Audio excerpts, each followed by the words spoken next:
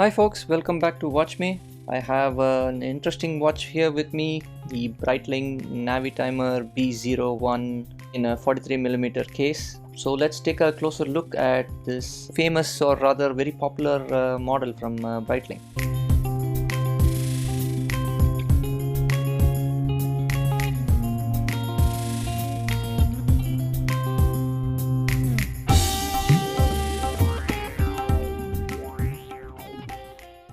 This is called the Navitimer, or the original intended name I guess is a navigation timer. It's quite an iconic watch, designed right around the 50s as a pilot watch, and the claim to fame for this watch would be the slide rule that is built into the watch. And as you can see, it's a fairly busy dial. One of the reasons people like it is know how well laid out it is for a busy dial. But that may also be a reason why many folks may kind of look past this model for how much it has going on. Originally intended for making calculations of all sorts. I'm not going to go into a whole lot about the slide rule. I mean, Breitling has a couple of really nice videos that explain how to use the slide rule and all that. It's interesting though, especially when it comes to conversions. I think it has potential there. So something like a kilometer to a mile conversion could be as simple as next to the 10 on the inner scale, you set the conversion factor essentially on the outer bezel. So if you see, it's right on 62, which represents like 0.62 in this case is what 1 kilometer is, a 0.62 miles.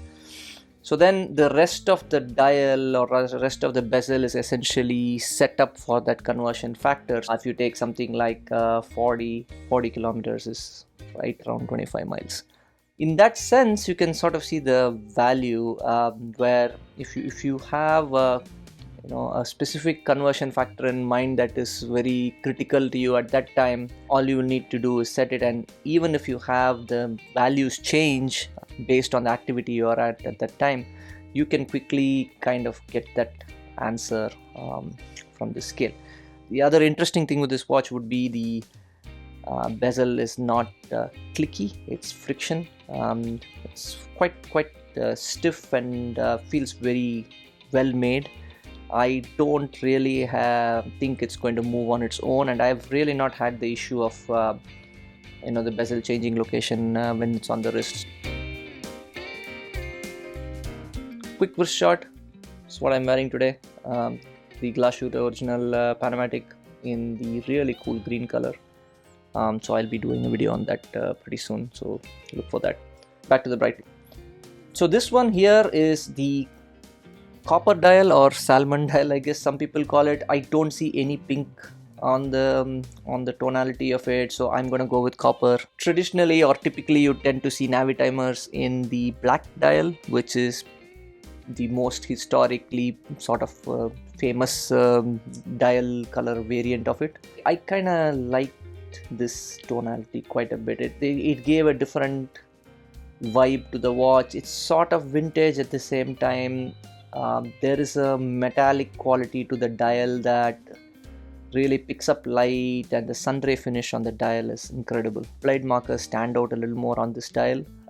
They sort of play with the gold copper tonality on the dial. I have this on an aftermarket strap. It does come on a black alligator strap or a bracelet. This is a strap watch in my opinion, through and through. It just looks incredible on straps. So let's take a look at the specifications first. So this is considered a 43mm case, very close to 43. It's a very, substantial 43. You are not going to mistake this for a 40 or a 41. When you see it, it's a big case. But just because the bezel as such, it's not a dive bezel. It doesn't have the spacing on top, which shrinks the dial. It's all dial, right? So it does wear like a 43mm watch. The case thickness is I think 13.5 mm thick, and the lug to lug's pretty good. It's right under 50 mm, which is quite nice, and it makes it wearable on smaller wrists as well. It also helps that the lugs are fairly slim. They taper down, not very sharply, but they taper down a little bit, but they're not noticeable. I mean, the key thing with lugs in this type of situations is when you have a largish, biggish watch, you want the lugs to kind of stay away from grabbing attention, so to speak. So in this case, they've done a good job of keeping the lugs kind of conservative, and they don't get in the way. Case is only 3 bar water resistant, so I wouldn't take this anywhere near water personally. I honestly feel like that's a rating that essentially says this is not meant for water. It says it's splash resistant on the Breitling website, whatever that means. I guess if you are washing your hands and a little bit of water splashes on it, it's fine. But I wouldn't dare go near a pool or any water body with this on my wrist. It's a pilot watch in that it wants to stay in the air. Also fairly light. It's not a heavy feeling chronograph. Typically chronographs tend to have a certain heft to them, which is a good thing. It makes it a lot more wearable than compared to many of their models. The lug spacing is 22 mm, which is again very nice. Let's look at the dial up close. The coolest thing which I personally like a lot is the way the logo is applied, and it looks fabulous. It's sort of finished really well, it's machined well. It has its own shadow when the light hits the dial, and it's that prominent, and it is really effective. Spacing and layout is also precise and almost perfect. I cannot imagine the subdials being bigger or smaller. They're just right. And the stealth date window is one of the best implementations of a date window on a chronograph. This goes into the hour subdial, but notice that they have not entirely taken out the tiny markers around the date window here, and that's some excellent attention to detail there. The top of the lugs are polished. You see there's a minor bevel on the side, flat on the ends. I like this. I like that they didn't go with a pointy edge. This feels good. It looks good as well. The brushing on the side, I'm a big fan of. I think I mentioned in my prior videos as well. I don't want a polished side. I don't think it makes sense for any tool sports watch to have polished sides. Brushed is the way to go. Click, very nice sounding click there. Runs immediately. The red second hand gives a nice pop to the dial. Stop mechanism is here. Goes to reset. Chronograph feels good. On to the movement. This is their manufacturer caliber in-house movement with a very good 70-ish power reserve. It looks good. Not going to be the prettiest movement to look at, but the finish is pretty decent. The quotation nib is nicely done. It's not the level of depth or quality you get from some of the brands in this price point, like from Glass Shooter Original. I do wish they had used some blued screws here just to throw a little bit of color and dynamics into the mix. Let's cover the pros first. One of the main reasons you would want a Navitimer is how iconic this look is, and it is an instantly recognizable watch, and in a good way. A Daytona is recognizable as well, but in my opinion it's recognizable in a bad way. It's going to get attention that you don't want. This gets attention from folks who are into watch collecting, from people who are aficionados. The appreciation for the Navitimer is still strong. Then under the radar Breitling. Breitling has had this reputation and name for making these big, loud, shiny objects. And if you see this, it's elegant, it's subtle, it's toolish, it's can be dressed up or down. Date window, again, I mentioned that as well. 22mm lugs, I mentioned that as well.